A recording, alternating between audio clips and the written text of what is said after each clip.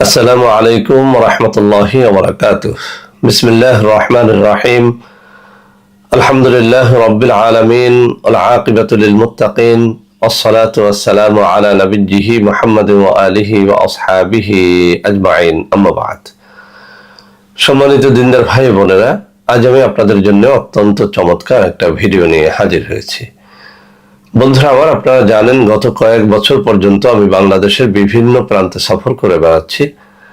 আলহামদুলিল্লাহ, যেখানেই যাচ্ছি অসংখ্য অগণিত ভাই ও বোন আমার সাথে দেখা সাক্ষাৎ করে তাদের নানা রকম সমস্যার কথা তুলে ধরছেন।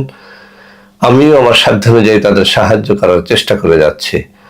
বন্ধুরা আমার, আল্লাহ রাব্বুল আলামিনের কাছে এই প্রার্থনা করি, আল্লাহ রাব্বুল আলামিন যেন আমাকে আমৃত্যু মানুষের খেদমতে নিয়োজিত রাখেন, আমিন। বন্ধুরা আমার, আমরা যখন বিভিন্ন এলাকায় সফরে বের হই তখন নানা রকম মানুষ তাদের নানান সমস্যা নিয়ে আমাদের সাথে দেখা সাক্ষাৎ করে থাকেন। তো বন্ধুরা আমার, আজকে আমি সহিহ কয়েকটা হাদিস শরীফ থেকে ছোট্ট একটা দোয়া আপনাদের শেখাবো। আমি আবারও বলছি, অনেকগুলো সহিহ গ্রন্থের মধ্যে এই দোয়াটি এসেছে, খুব ছোট্ট একটা দোয়া।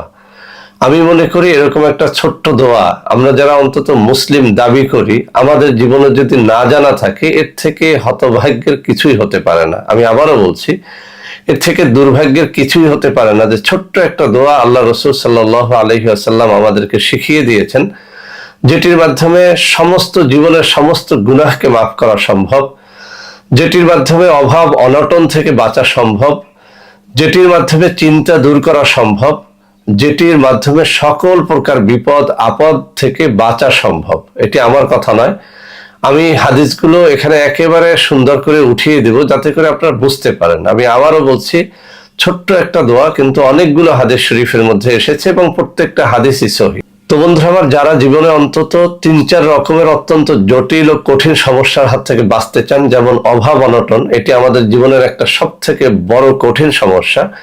আমি মনে করি বাংলাদেশিদের জন্য এর থেকে বড় সমস্যা আর কিছুই হতে পারে না। বাংলাদেশের বেশিরভাগ মানুষ এখন গরিব। তো এই যে অভাব অনটন, এটার থেকে বাঁচার জন্য এই একটা দোয়াই যথেষ্ট ইনশাআল্লাহ।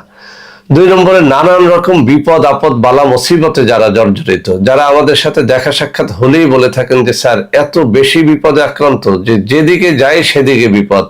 অনেকে বলে থাকেন যে আল্লাহ রাব্বুল আলামিন মনে হয় আমাকে শুধু বিপদ মোকাবেলা করার জন্যই তৈরি করেছেন। তো এরকম যারা একেবারে হতাশ হয়ে গেছেন, দুশ্চিন্তাগ্রস্ত হয়ে গেছেন, তাদেরকে বলবো আজকের ভিডিওটি শুরু থেকে শেষ পর্যন্ত দেখেন। ছোট্ট একটা দোয়া আমি শিখিয়ে দিচ্ছি, ইনশাআল্লাহ আপনার জীবনের সকল রকমের বিপদ আপদ বালা মুসিবত থেকে এই দোয়াটি আপনাকে হেফাজতে রাখতে পারবে। ৩ নম্বরে, যারা চান যে আল্লাহ রাব্বুল আলামিনের আপনি একেবারে নিকটতম বান্দা হবেন, খাস বান্দা হবেন, প্রিয় বান্দা হবেন, আপনার জীবনে কোনো গুনাহ থাকবে না, আপনি আল্লাহর একেবারে নৈকট্য হাসিল করতে পারবেন, এমন যারা চান তাদেরকেও বলবো আজকের ভিডিওটি শুরু থেকে শেষ পর্যন্ত দেখেন। ইনশাআল্লাহ সহিহ হাদিসের মাধ্যমে আপনি জানতে পারবেন যে কোন দোয়াটির মাধ্যমে আপনি আপনার জীবনের সমস্ত গুনাহ থেকে মুক্তি পেয়ে যাবেন। প্রথমেই বলবো বুখারী শরীফের কথা, কারণ আমরা সবাই জানি যে সহিহ গ্রন্থসমূহের মধ্যে সবথেকে বেশি সহিহ হচ্ছে বুখারী শরীফ। সুবহানাল্লাহি ওয়া বিহামদিহি সুবহানাল্লাহিল আযীম। তো বন্ধুরা আমার, বুখারী শরীফের ৬৩৮৪ নম্বর হাদিস, আল্লাহ রাসূল সাল্লাল্লাহু আলাইহি ওয়াসাল্লাম বলেন, আমি কি তোমাকে জান্নাতের গুপ্ত ধন সম্পর্কে জানাবো না? তাহলে তোমরা লা হাওলা ওয়ালা কুওয়াতা ইল্লা বিল্লাহ পাঠ করবে। সুবহানাল্লাহি ওয়া বিহামদিহি সুবহানাল্লাহিল আযীম। আল্লাহ রাসূল সাল্লাল্লাহু আলাইহি ওয়াসাল্লাম লা হাওলা ওয়ালা কুওয়াতা ইল্লা বিল্লাহ এই দোয়াটিকে জান্নাতের গুপ্ত ধন বলেছেন। এজন্যই অসংখ্য উলামায়ে কেরাম অসংখ্য কিতাবের মধ্যে লা হাওলা ওয়ালা কুওয়াতা ইল্লা বিল্লাহ এই আমলটি করার মাধ্যমে ধনী হওয়ার কথা বলেছেন। অর্থাৎ যারা অনেক বেশি অভাবের মধ্যে রয়েছেন, কোনোভাবেই অভাব কাটে না, দুঃখ দুর্দশায় জীবন কাটে, টাকা পয়সায় বরকত হয় না, চাকুরিতে বরকত হয় না, যেদিকে যান সেদিকে বিপদ, এমন যারা রয়েছেন তাদের ব্যাপারে উলামায়ে কেরাম বলে থাকেন যে যারা এইসব সমস্যার মধ্যে রয়েছেন তারা লা হাওলা ওয়ালা কুওয়াতা ইল্লা বিল্লাহ এই দোয়াটি যদি ভোর রাত্রে ১২৫ বার পাঠ করেন, অথবা দিনের যে কোনো সময় কমপক্ষে ১২৫ বার, কেউ কেউ বলেছেন ১২১ বার, কেউ কেউ বলেছেন সোজা ১০০ বার যারা পাঠ করবে, তাদের জীবনে অন্তত আর্থিক অনটন, দারিদ্রতা এটি আসবে না। সুবহানাল্লাহি ওয়া বিহামদিহি সুবহানাল্লাহিল আযীম। এজন্য আমরা লক্ষ্য করি অনেক সহিহ তরিকার মধ্যে লা হাওলা ওয়ালা কুওয়াতা ইল্লা বিল্লাহ এই দোয়াটিকে দৈনিক ১২৫ বার বা ১০০ বার করে পাঠ করার জন্য মাসায় একজন আমাদেরকে নির্দেশ দিয়ে থাকেন। তো বন্ধুরা আমার, আমি দ্বিতীয় নম্বর হাদিসটি পড়ে শোনাচ্ছি। এটি এসেছে তিরমিজি শরীফের 3471 নম্বরে। আল্লাহ রসুল সাল্লাল্লাহু আলাইহি ওয়াসাল্লাম বলেন, যে ব্যক্তি লা হাওলা ওয়ালা কুওয়াতা ইল্লা বিল্লাহ বলবে, তার গুনাহ সমূহ মাফ করে দেওয়া হবে, যদিও তা সমুদ্রের ফেনা সম পরিমাণ হয়ে থাকে। সুবহানাল্লাহি ওয়া বিহামদিহি সুবহানাল্লাহিল আযীম। বন্ধুরা আমার, যাদের জীবনে গুনাহ থাকে না, তাদের জীবনে বরকতে পরিপূর্ণ হয়ে যায়। এটি আমার কথা না, আউলিয়া কেরামের কথা। আপনি দেখবেন, যে ব্যক্তি যত গুনাহ কম করে, তার জীবনের মধ্যে তত বেশি বরকত হয়। আপনি বেশি করে ইস্তেগফার করে দেখেন, আপনি দেখবেন যে আপনার জীবনের প্রত্যেকটা কাজে বরকত হচ্ছে। তো লা হাওলা ওয়ালা কুওয়াতা ইল্লা বিল্লাহ পাঠ, এটি আপনার আমার জীবনের সমস্ত গুনাহকে মাফ করে দেয়। সুবহানাল্লাহি ওয়া বিহামদিহি সুবহানাল্লাহিল আযীম। আল্লাহ রাসূল সাল্লাল্লাহু আলাইহি ওয়াসাল্লাম বলেছেন, যে ব্যক্তি লা হাওলা ওয়ালা কুওয়াতা ইল্লা বিল্লাহ বলবে, তার গুনাহ সমূহ মাফ করে দেওয়া হবে, যদিও তা সমুদ্রের ফেনা সম পরিমাণ হয়ে থাকে। সুবহানাল্লাহি ওয়া বিহামদিহি সুবহানাল্লাহিল আযীম। তো আমরা যারা চাই জীবনে আমরা যেদিকে তাকাবো সেদিক শুধু বরকত, ডানে বামে সামনে পেছনে যেদিক যাব সেদিকে বরকত, ছেলে মেয়ে পরিবার পরিজনে বরকত, সব দিকে শুধু বরকত, তাদের উচিত বেশি করে লা হাওলা ওয়ালা কুওয়াতা ইল্লা বিল্লাহ পাঠ করা। কেননা এটি আমাদের জীবনের সমস্ত গুনাহকে মাফ করে দেয়। আর যখন আমরা একেবারে বেগুনাহ হয়ে যাই, তখন কিন্তু আমাদের জীবনের কোনো সমস্যা থাকে না, দুঃখ থাকে না, কষ্ট থাকে না। কেননা বরকত দিয়ে আমাদের জীবনকে আল্লাহ রাব্বুল আলামিন পরিপূর্ণ করে দেন। বন্ধুরা আমার, 3 নম্বরে যে হাদিসটির কথা আমি উল্লেখ করতে চাই, এটি এসেছে মুসনাদে আহমদের মধ্যে। মুসনাদে আহমদের 9259 নম্বর হাদিসের মধ্যে আল্লাহ রাসূল সাল্লাল্লাহু আলাইহি ওয়াসাল্লাম বলেন, হযরত আবু হুরায়রা রাদিয়াল্লাহু তাআলা আনহু থেকে বর্ণিত, আল্লাহ রাসূল সাল্লাল্লাহু আলাইহি ওয়াসাল্লাম বলেন, তোমরা অধিক পরিমাণে লা হাওলা ওয়ালা কুওয়াতা ইল্লা বিল্লাহ বলো।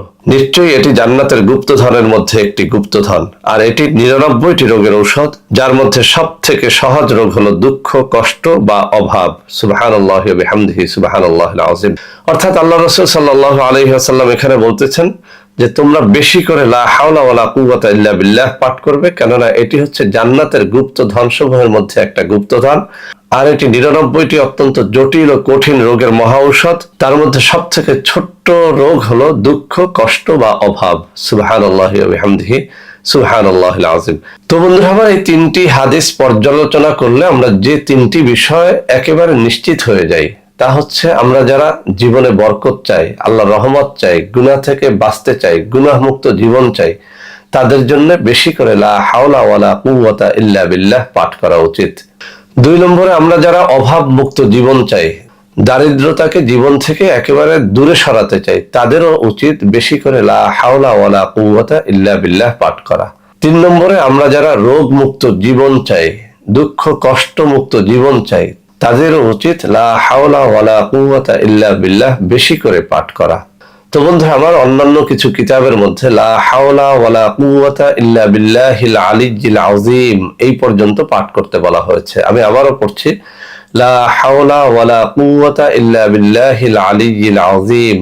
এর অর্থ হচ্ছে আল্লাহ তাআলার সাহায্য ও সহায়তা ছাড়া পাপ কাজ থেকে বাঁচার এবং সৎ কাজ করার কোনো শক্তি নেই, যিনি সুমহান ও সর্বশ্রেষ্ঠ।